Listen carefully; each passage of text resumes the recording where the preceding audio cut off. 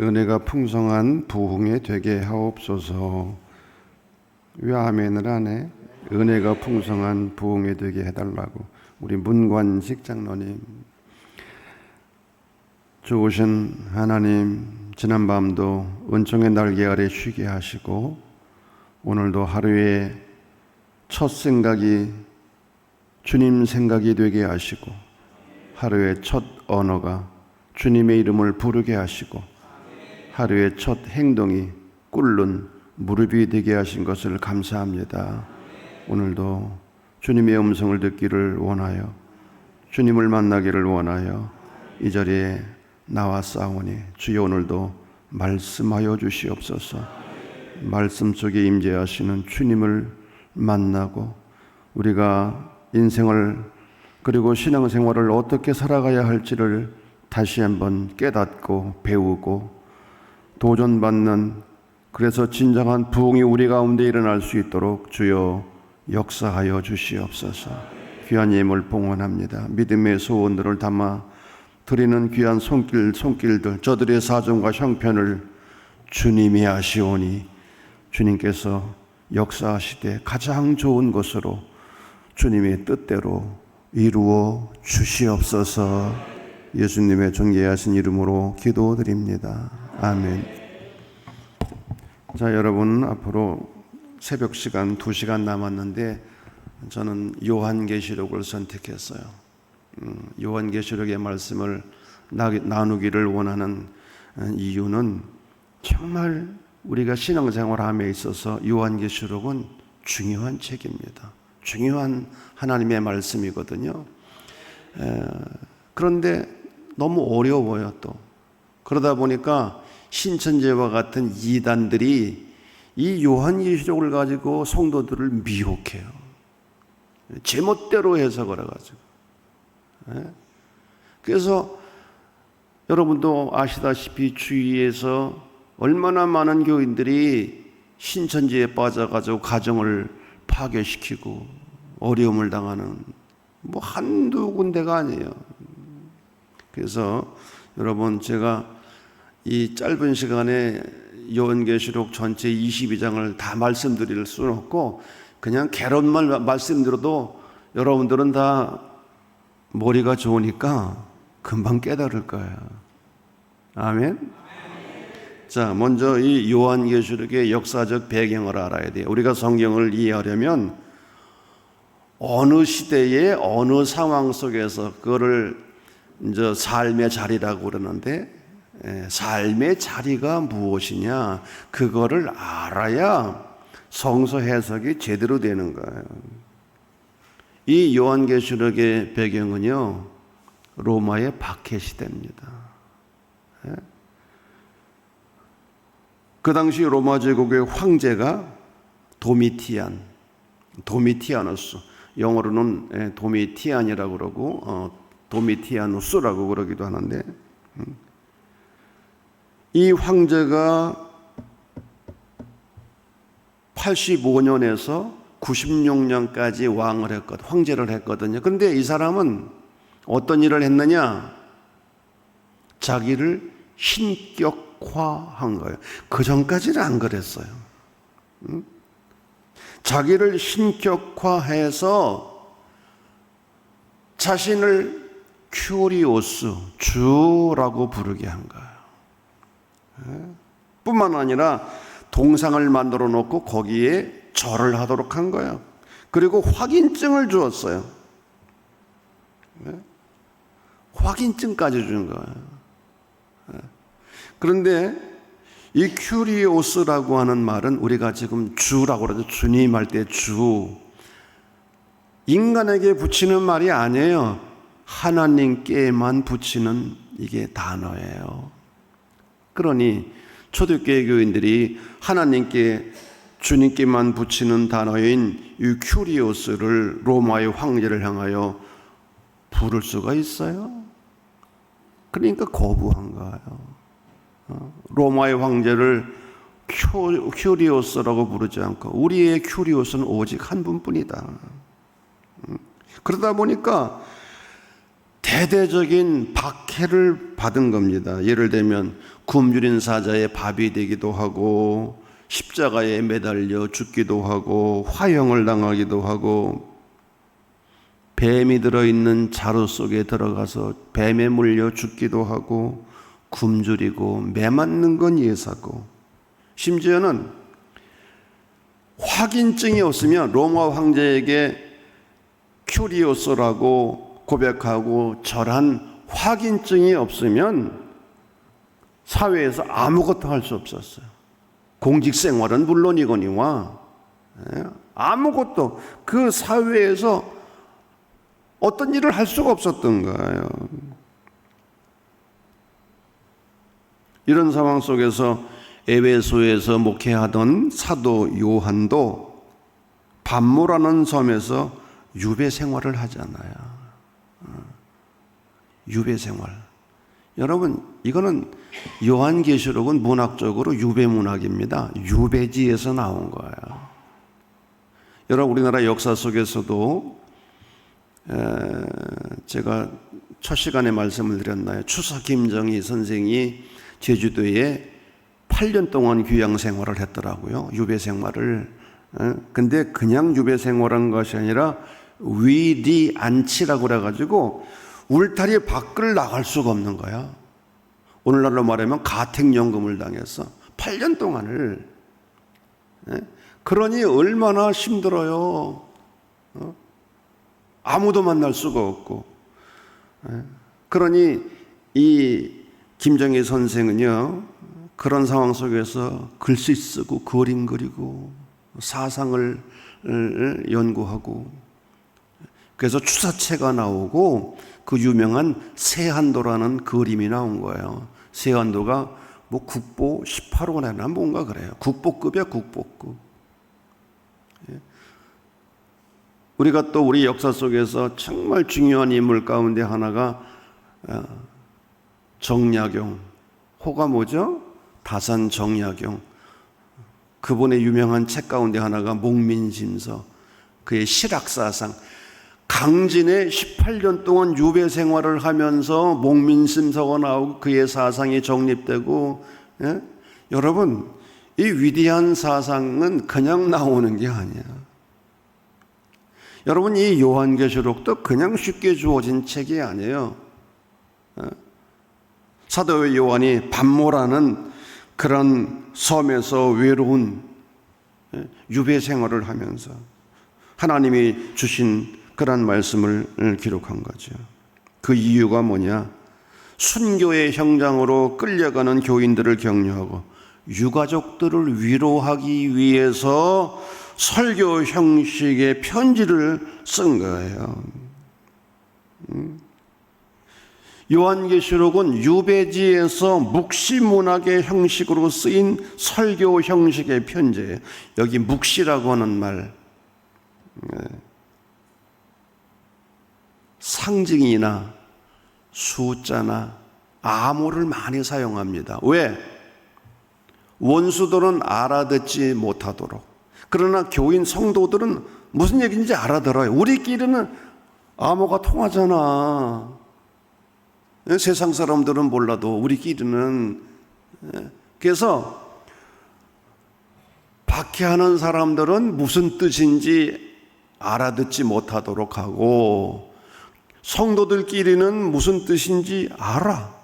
그래서 뭐 666이 뭐 14만 4천 명 뭐 이런 뭐 여러 가지 요한계시록에는 상징, 암호, 숫자가 많기 때문에 이게 오늘날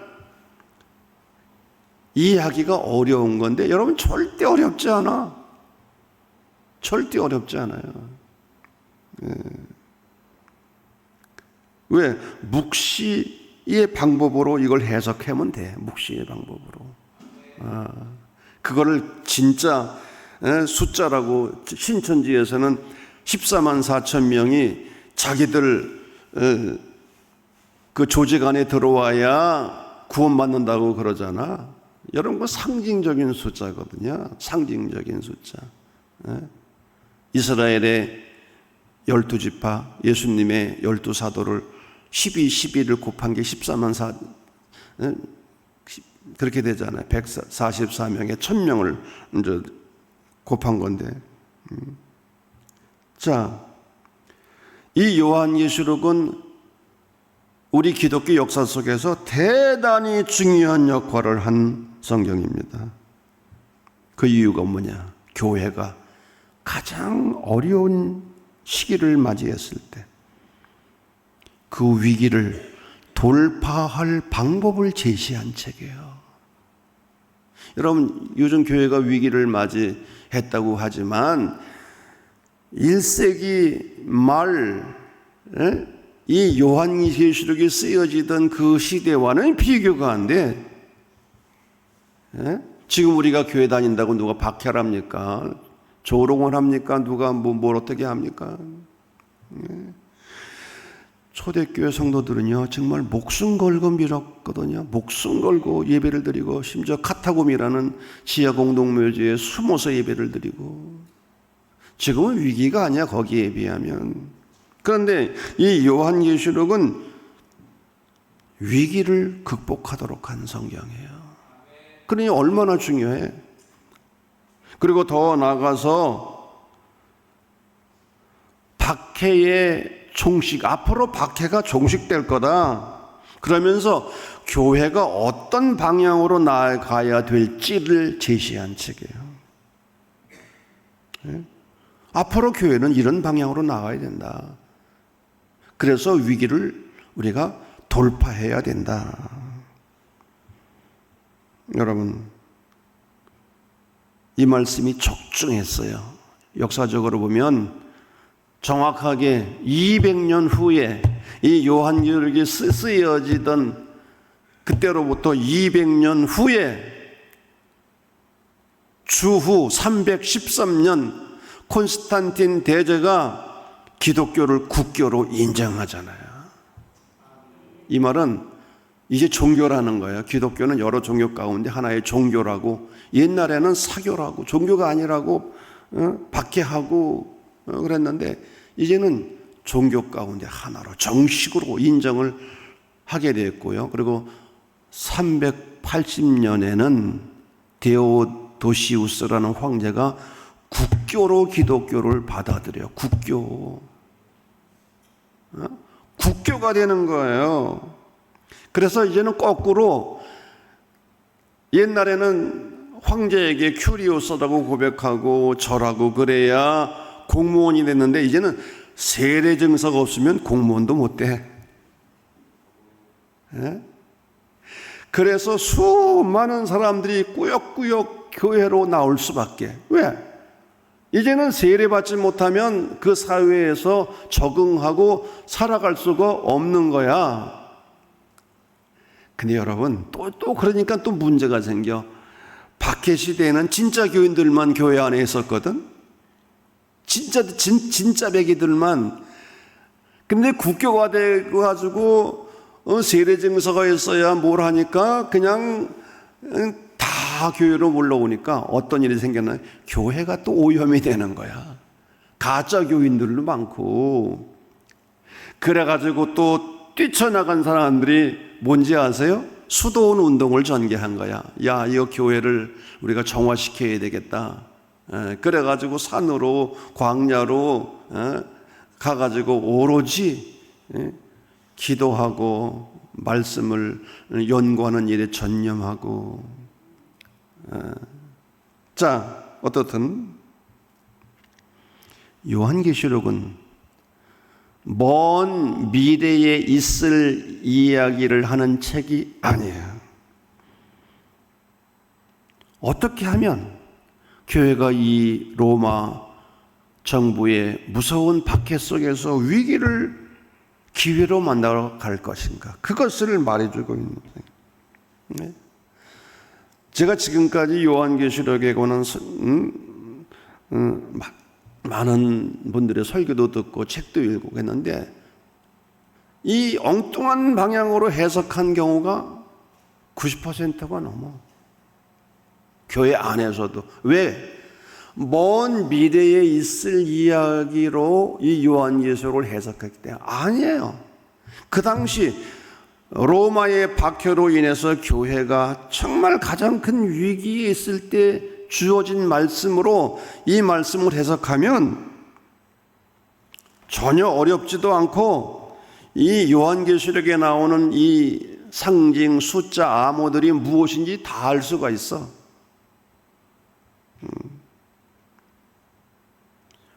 여러분, 오늘날 우리가 요한계시록을 읽고 배워야 하는 이유, 여기서 한국교회가 중요한 답을 얻기 위해서야. 위기에 처한 한국교회가 요한계시록을 통해서 우리에게 주시는 하나님의 해답이 있어. 그거를 듣기 위해서 우리는 요한계시록을 읽을뿐만 아니라 해석하고 배워야 되는 거예요. 왜? 이 요한계시록 안에 위기를 기회로 바꿀 수 있는 대안이 들어있어. 대안이. 위기는 말하기 쉬워요. 비판하기 쉬워요. 그런데 대안이 없잖아. 대안이. 대안을 제시하고 그 대안을 말하는 그런 사람들이 없잖아요. 이 소아시아 7교회, 요한계시록 2장과 3장은 소아시아 7교회에 주신 말씀이에요. 이 소아시아는 지금의 터키 지역입니다. 터키. 터키 지역에 가면 정말 7교회가 있던 그 자리들이 다 있어. 지금도. 우리 김상중 감사님 그 전에 안양지방에서 그 터키 가본 적이 있죠. 박용대 목사님이 선교부 총무할 때 진짜 고생 많이 했어. 그 허물어진 교회를 하나 가보기 위해서 막 500km씩 버스를 타고 가는 거야. 가보면은 그냥 기둥 몇 개 있어. 기둥. 여기가 에베소 교회입니다. 여기가 버가모 교회입니다. 근데 고생은 했지만은 기억에 남아. 이 에베소 교회는요, 예수님으로부터 칭찬과 책망을 들었어요. 근데 참 우리가 이것도 배울만해. 예수님으로부터. 예수님은 책망하시기 전에 먼저 칭찬을 하셨어. 책망부터 하신 게 아니야. 이게 우리 지혜거든요. 어떤 뭐 좀 하고 싶은 얘기를 할 때는 좀 상대방에게 칭찬을 해줘. 그리고 나서 이제 하고 싶은 얘기를 하는 거야. 내 행위와 수고와 인내를 내가 안다. 야, 얼마나 고생이 많았니? 그렇잖아요. 밖의 상황 속에서 다 안다. 주님께서 다 아십니다. 여러분이 얼마나 고생을 했는지, 얼마나 봉사하고 사람들은 안 알아줘도 못 알아줘도 주님이 다 아셔요. 주님이 다 계산하고 계셔요. 그래, 잘 참고 견디고 낙심하지 않았구나. 주님이 칭찬해 주시고 위로해 주시는 거예요. 악한 자, 거짓 선지자 니골라당을 용납하지 않았구나. 이 교회를 위협한 거는 항상 이단들이 있었어요. 지금만 신천지나 뭐 통일교 같은 그런 이단이 있는 게 아니야. 항상 역사 속에는 가짜들이 있었어. 여러분, 왜 가짜가 있는 줄 알아요? 진짜가 있으니까 가짜가 있는 거야. 진짜가 있으니까 모조품이 있는 거야. 모조품. 그건 여러분 당연한 거야. 진짜가 있으니까 진짜와 비슷한 그 가짜들이 생겨나는 거거든요. 모조품들이. 네. 그러니 그 당시도 교회를 위협한 것이 박해와 또 이단 사상이었거든요. 외부적으로는 박해가 있었고 내부적으로는 또 아주 그 기독교 신앙과 아주 비슷하게 하는, 그래서 혼동케 하는 그러한 이단들. 근데 이단들도 잘 교회 안에서 배척하고 거기에 휩쓸리지 않고 예수님은 그래서 칭찬하시는, 그래, 수고 많았다, 고생 많았다, 잘 참고 견뎠다. 이단들을 용납하지 않았구나. 그런데 한 가지, 너를 책망할 것이 있다. 내가 처음 사랑을 버렸느니라. 처음 사랑을 버렸다는 거예요. 이게 두 가지 의미가 있는데, 하나는 교회 안에 이단을 척결하다 보니까 형제 간에 의심도 생기고 사랑을 잃어버린 거야. 형제 간의 사랑. 여러분, 교회에서 너무 법이요 하고 원리 원칙만 따지면 교회가 사랑이 없어져요. 법이요 하고 뭐 당회 때 손 들고 어쩌고 그러잖아. 그럼 교회가 뭐 맞기는 맞아. 그 말이 맞기는 맞는데 사랑이 없어지고 차가워지고. 여러분, 웬만하면 그냥 넘어가. 아멘을 안 해도 넘어가 그냥. 본질적인 문제가 아니라면, 본질적인 거, 교회를 망하게 하는 일이 아니라면 그냥 넘어가. 그러면 그냥 다 잠잠하게 되어 있어. 그걸 자꾸만 들춰내가지고 시비를 걸고, 그러니까 교회가 더 시끄러워지고 혼란에 빠지고.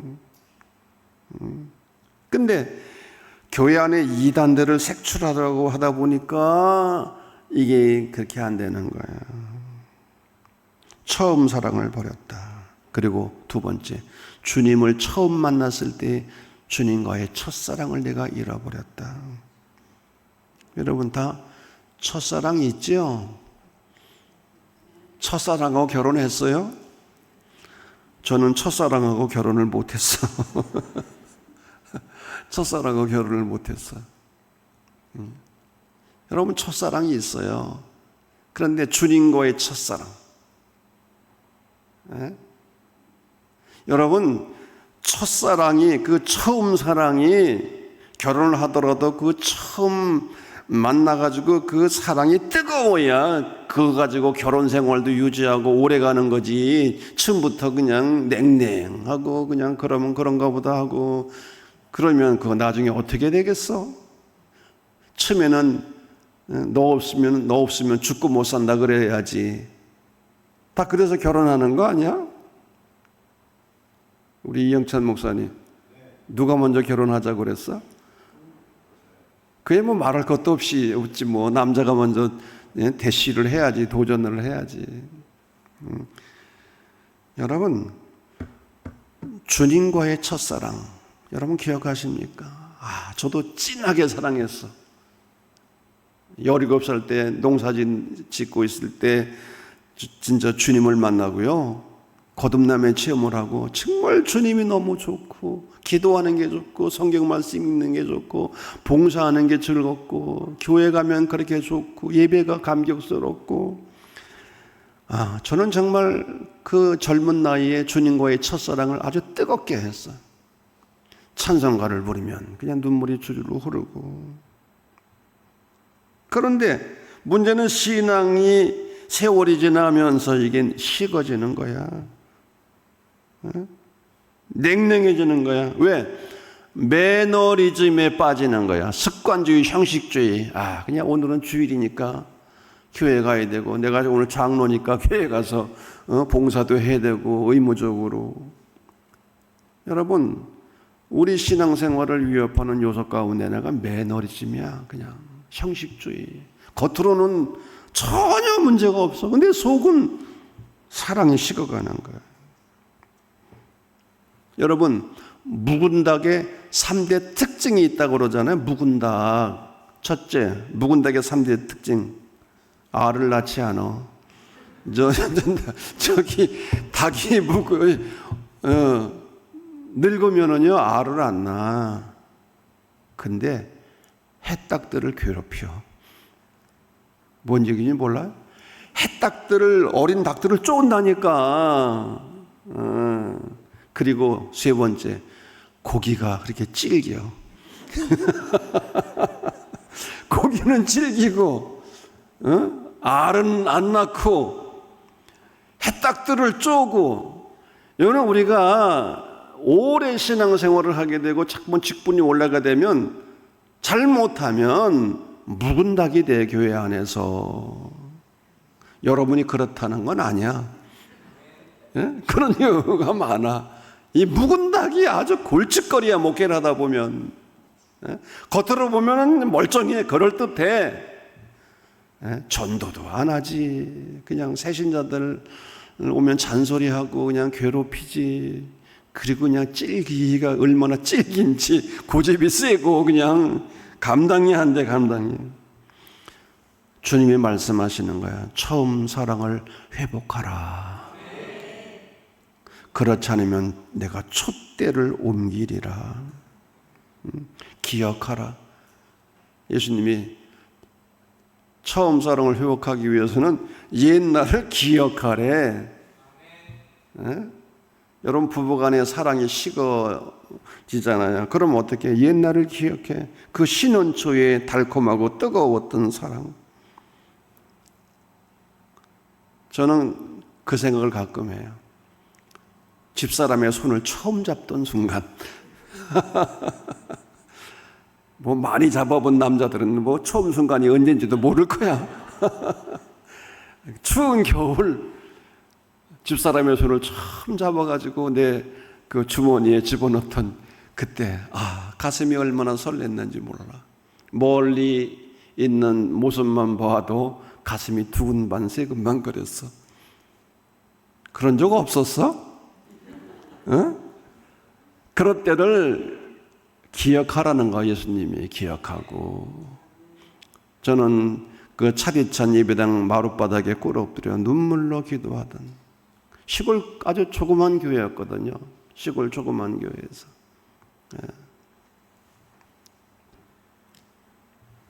위기가 뭐냐? 처음 가졌던 마음이 식어지고 변질되는 거야. 저는 그동안 목회하면서 수많은 취임식에 참여를 했을 거 아니에요. 가서 축사도 하고. 그런데 어느 장로님 취임식에서 그 삼봉교회 김종수 목사라고 아시죠? 감리사님 김종수 목사님이 한 그 권면의 말씀이, 나는 수많은 축사와 권면의 말을 들었지만 다 까먹었어. 다 기억이 안 나. 근데 나는 지금 수십 년이 지났지만 그 목사님이 하셨던 권면의 말씀 지금도 기억나. 뭐라 그러는지 아세요? 장로로 취임하는 그 분들에게 딱 나와서, 오늘 먹은 마음 끝까지 변치 마시기 바랍니다. 그리고 들어갔어. 그 딱 한마디 하고, 오늘 먹은 마음 끝까지 변치 마시기 바랍니다. 여러분, 길게 한다고 잘하는 게 아니야. 짧아도 진짜 임팩트, 울림이 있는 그 한마디가 중요한 거지.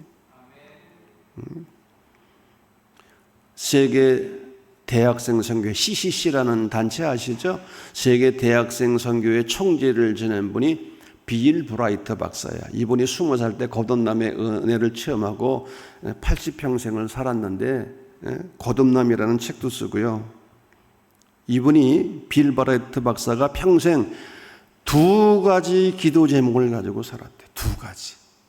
한번 여러분의 기도 제목과 비교해 보세요. 빌 브라이트 박사는 평생 2가지 기도 제목. 첫째, 주님과의 첫사랑이 식어지지 않게 해주소서. 두 번째, 언제 어디서나 어느 상황에서든지 주님을 찬양하게 하소서. 이게 이분의 평생의 기도 제목이야. 어디 여러분들하고 비교가 돼? 비교가 돼? 예? 여러분, 우리가 그런 기도 제목 가지고 기도합니까? 예? 주님과의 첫사랑 영원토록 변치 않고 식어지지 않게 해서, 기쁘고 좋은 일만 아니라 어렵고 힘든 순간에서도 주님을 찬양하는 삶이 되게 해주소서. 그 정채봉이라는 시인이 쓴 시 가운데 첫마음이 있어. 첫마음. 아주 이것도 아주 우리에게 굉장히 울림을 주는, 제가 잠 읽어볼게요.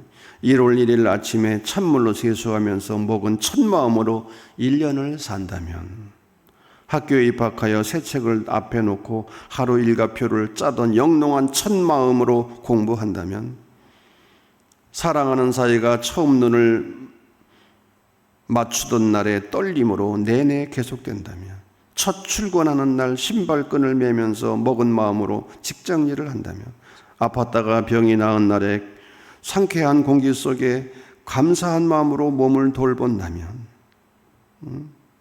개업날의 첫 마음으로 손님을 언제고 돈이 적으나 밤이 늦으나 기쁨으로 맞는다면, 세례성사를 받던 날에 빈 마음으로 눈물을 글썽이며 교회를 다닌다면, 나는 너, 너는 나라며 화해하던 그날의 일치가 가시지 않는다면, 여행을 떠나던 날 차표를 끊던 가슴 뛰임이 식지 않는다면, 이 사람은 그때가 언제이든지 늘 새 마음이기 때문에 바다로 향하는 냇물처럼 날마다 새로우며 깊어지며 넓어진다.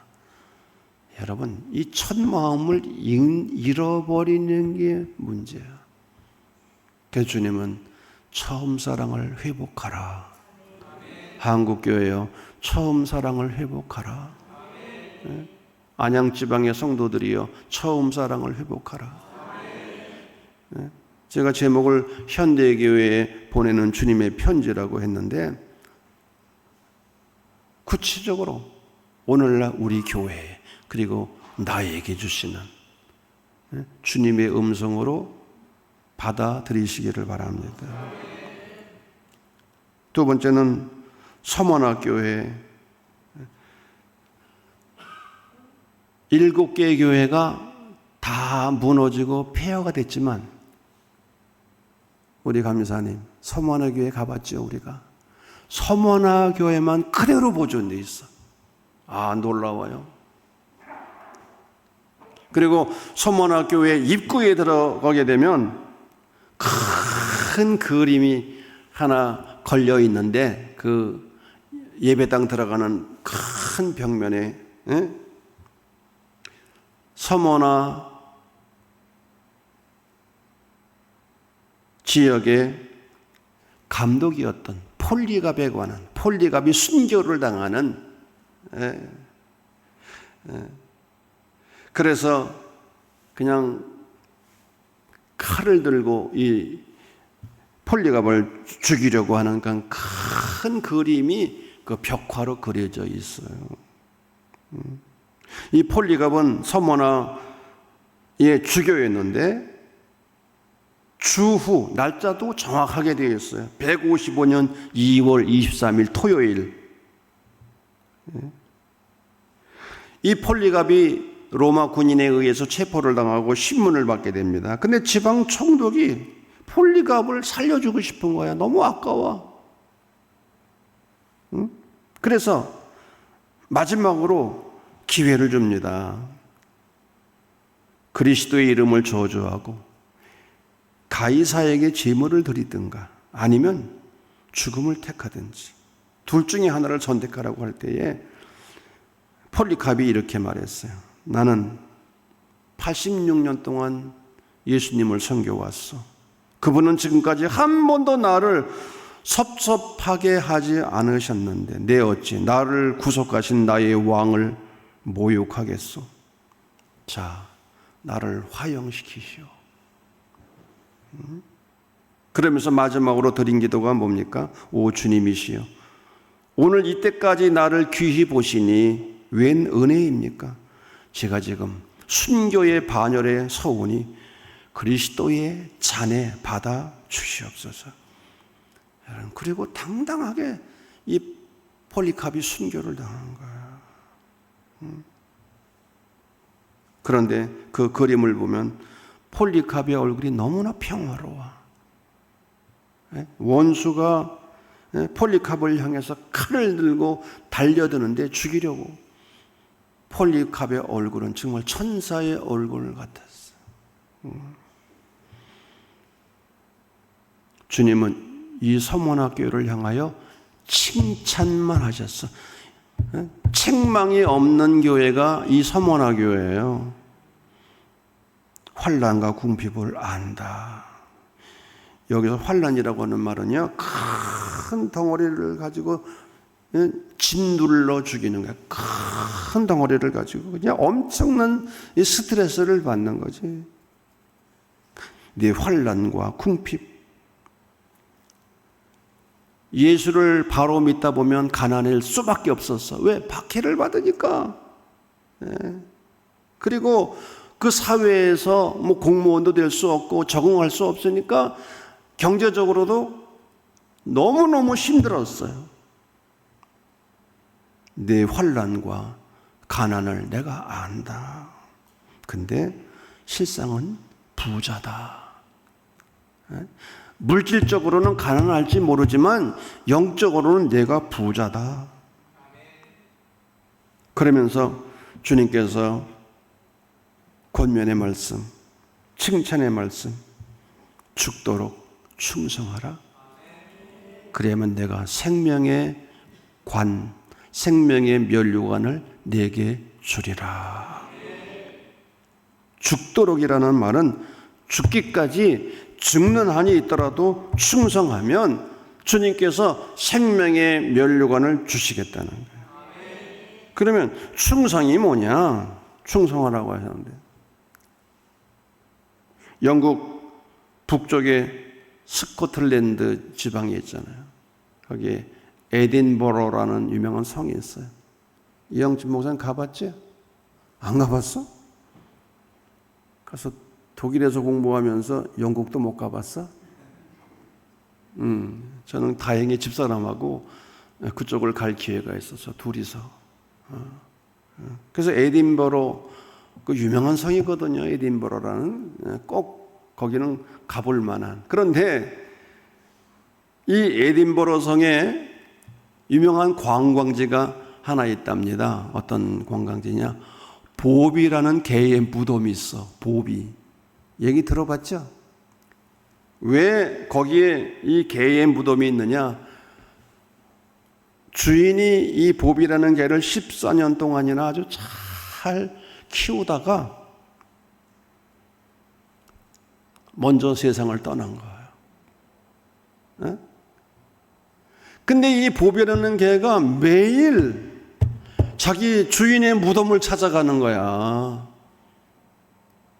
비가 오나 눈이 오나 매일 주인의 무덤을 찾아가서 거기서 밥도 먹지 않고, 그러면 사람들이 그냥 던져주는 음식이나 좀 주워 먹고. 근데 그게 14년 동안을 그랬대. 14년 동안을. 1, 2년도 아니고. 그러다가 결국은 주인의 무덤 묘비에 머리를 기댄 채 이 보비라는 개가 죽어요. 사람들이 감동을 받았어. 그리고 그 주인의 무덤 옆에 보비라는 개의 무덤을 세워주었어요. 여러분, 이 각박한 세상에서 이 개의 주인 사랑 이야기가 큰 감동으로 다가온 거예요. 여러분, 그래서 개를 가리켜 뭐라고 불러요? Faithful animal, 충성스러운 동물이다. 어떤 남자는요 그런 얘기를 하더라고. 자기가 술 먹고 집에 들어오면 뭐 마누라하고 자식들고 쳐다보지도 않는데, 근데 개새끼만 와가지고 꼬리를 흔드는 거 그렇게 좋아한다나. 그래서 개가 너무 좋대. 예? 자기가 술을 처먹고 들어와도 그냥 반겨주고 변함없이. 여러분, 충성이라는 말은 신실함 그런 뜻인데 변함이 없는 거야. 변함없는 거. 응? 변함없는 거. 흔들리지 않고 끝까지 충성하라. 주님을 향하여, 주님의 몸된 교회를 향하여 충성하라. 그러면 내가 뭘 주리라? 생명을. 옛날에 그 올림픽 우승자에게는 월계관이 주어졌잖아요. 그래서 우리 손기장 선생도 그 월계관을 썼잖아요. 마라톤에서. 그런 주님이 주시는. 근데 여러분, 우리 한 가지 알아야 될 게 있어요. 그 찬송가 몇 장인가? 면류관을 들이세 주 앞에 엎드려, 경배와 찬양 있잖아요. 근데 여러분, 그거 보통 노래 찬송이 아니야. 면류관 드리세. 아니 면류관이 있어야 드리지, 받아야 드리지. 면류관을 누구한테 준다고? 죽도록 충성하는 자에게 내가 생명의 면류관을. 여러분 그 찬송 부를 때 진짜 저 가슴이 뜨끔해야 돼. 안 그래? 뭐가 뭔지도 모르고 불렀지 그냥. 면류관들이서 아니 면류관도 받지 못하고 면류관도 받을 만한 그 신앙생활을 하지 못하면서 뭐 면류관을 드린다고?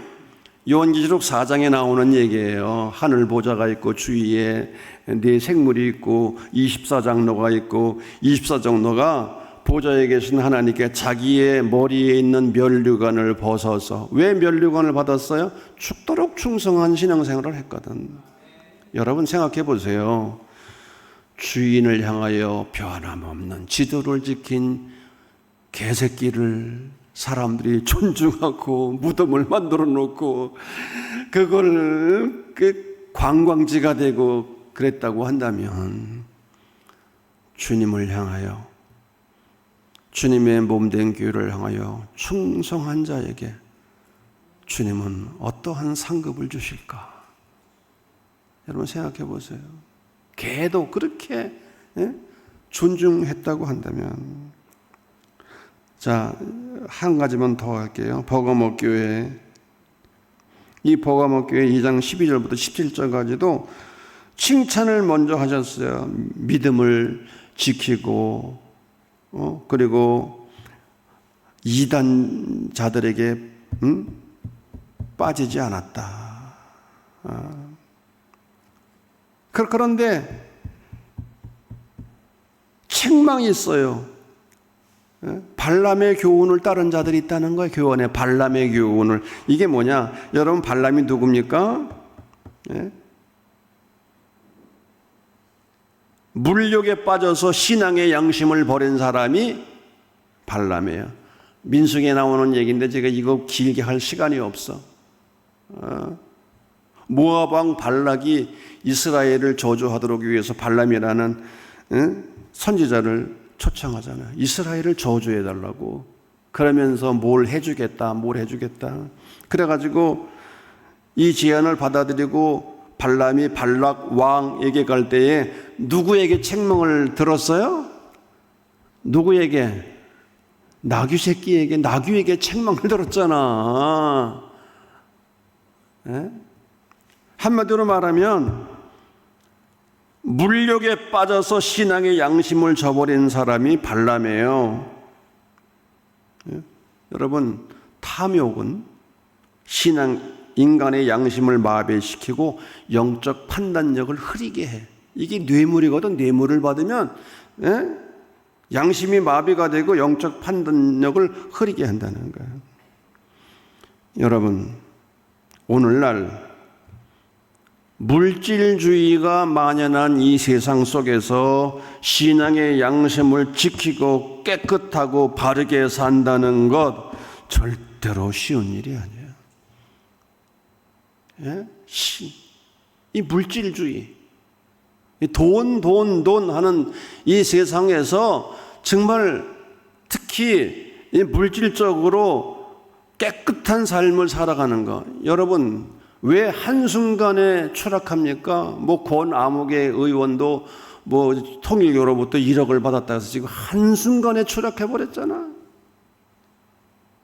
여러분 뉴스 듣잖아요.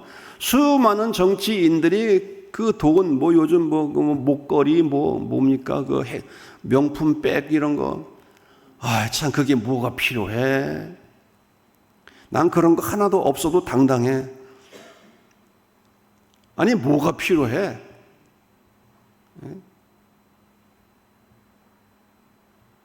여러분, 주님께서 이 버가모 교회를 향하여 우리에게 주신 말씀이 뭔지 아십니까? 순결한 교회가 되라. 순결한 교회, 깨끗한 교회가 되라는 거야. 깨끗한 교회가 물질주의에 빠지면 변질돼요. 순결한 삶을. 여러분 그 박해받던 교회가 말입니다. 로마의 국교로 인정받기까지는요, 초대교회 교인들은 정말 깨끗한 삶을 살았어. 물질적으로 뿐만 아니라 윤리적으로, 도덕적으로 정말 깨끗했어요. 그래서 콘스탄틴 대제가 기독교를 공인할 때, 물론 어머니의 영향도, 어머니가 독실한 그리스도인이었고, 어머니를 위해서 이스탄불에다가 무슨 성당이야?